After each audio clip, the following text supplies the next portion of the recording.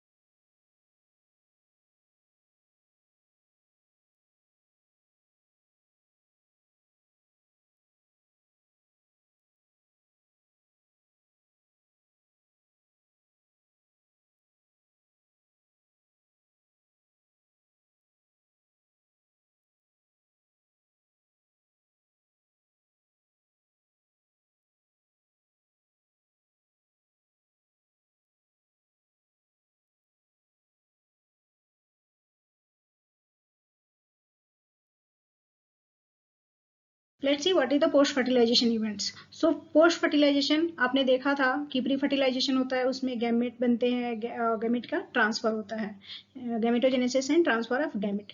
Then fertilization होते हैं, उसमें मेल और फीमेल गैमेट आपस में फ्यूज करके और एक इम्ब्रियो का फॉर्मेशन होते हैं करते हैं, जाइगोट का फॉर्मेशन होता है. जब जाइगोट का फॉर्मेशन हो जाता है तो उसमें क्या क्या चेंजेस होते हैं, right? when zygote developed, so after then which types of changes take place in embryo we will see in post fertilization event. So post fertilization events includes endosperm, embryo development, maturation of ovules and seed and ovary into fruits. ये सारे process हैं जिसमें endosperm बनता है, embryo का development होता है, embryo mature होता है, उसके बाद से वो सीड में कन्वर्ट होता है और सीड में कन्वर्ट होने के बाद से वो फ्रूट्स में क्या हो जाते हैं, चेंज हो जाते हैं, राइट? तो we will, you can see with the help of diagram. This is the flower, petal, sepal, stigma, style, ovary and ovules, right? You can see here this is the endosperm and embryo. और आपको already embryo के बारे में बता दिया गया है, right? जब ये जो फ्रूट्स होते हैं क्या होते हैं, मैच्योर हो जाते हैं, रिपिन कर जाते हैं, तो उसमें वो क्या हो जाता है, ब्लास्ट कर जाता है. ब्लास्ट करने के बाद सीड क्या हो जाते हैं, बाहर निकलते हैं, फिर फ्रूट्स के फॉर्म में ये हो गए एंड देन इसमें फिर सीड बनते हैं और फिर जाके ये सीड क्या हो जाते हैं, पुनः एक फ्रूट्स में कन्वर्ट होके फिर ये नए प्लांट्स में कन्वर्ट हो जाते हैं. तो जो आपका एम्ब्रियो है उसमें प्लोम्यूल होते हैं, कोटलेडॉन होते हैं, टेस्टा होता है, रेडिकल्स होते हैं, एक टिपिकल एम्ब्रियो का यदि हम स्ट्रक्चर से स्टडी करें तो। Is the endosperm. सो ये जो इंडोस्पर्म है ये क्या होते हैं, प्राइमरी इंडोस्पर्म सेल जब मेनी टाइम्स क्या होते हैं, डिवाइड हो जाते हैं। The primary endosperm cell divide many times to form triploid endosperm tissues, जिसको हम ट्रिपल फ्यूजन, आपने देखा था कि टू सिनर्जिड्स, एक सेल होते हैं, टू सिनर्जिड्स होते हैं, और जो दो मेल गैमेट्स होते हैं एक सेल से फ्यूज करता है और जो एक होता है वो सिनर्जिड सेल से फ्यूज करता है। तो उसमें प्राइमरी इंडोस्पर्म का फॉर्मेशन होता है, और यही प्राइमरी इंडोस्पर्म जो होते हैं डिवाइड करके वो ट्रिप्लाइड इंडोस्पर्म टिश्यू का फॉर्मेशन करते हैं, जो क्या करता है most of the food material को रिजर्व करता है, और वो फूड मटेरियल एम्ब्रियो को क्या करता है, नर्चर करता है, उसको फूड प्रोवाइड करता है ताकि उसका अच्छे से डेवलपमेंट हो सके।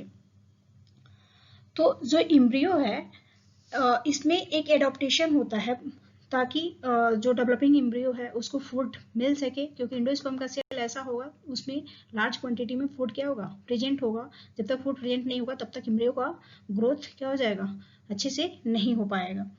सो जो एम्ब्रियो डेवलपमेंट जो होते हैं माइक्रोपाइलर एंड पे होते हैं, जहाँ पे एम्ब्रियो से क्या होता है, बनता है, राइट।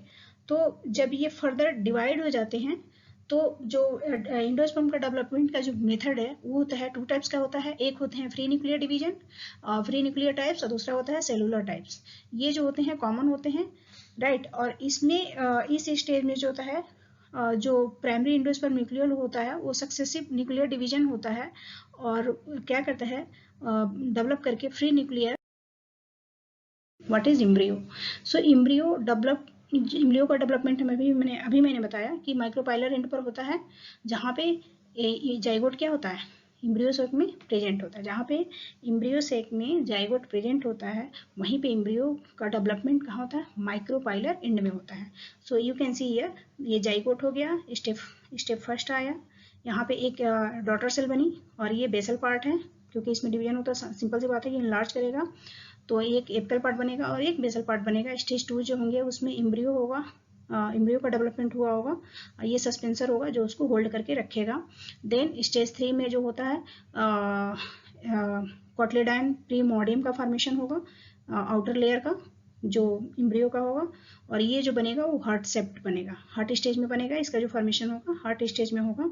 स्टेप जो 4 होंगे डेवलपिंग रूट एपिकल मेरिस्टेम, इसमें जो होते हैं रूट एपिकल मेरिस्टेम का फॉर्मेशन होता है। And then developing shoot apical meristem जो होंगे, देन ये क्या है, टर्पीडो है, right.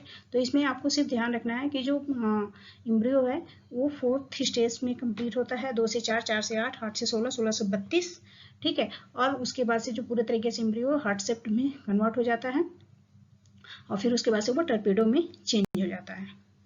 Comes to the next point.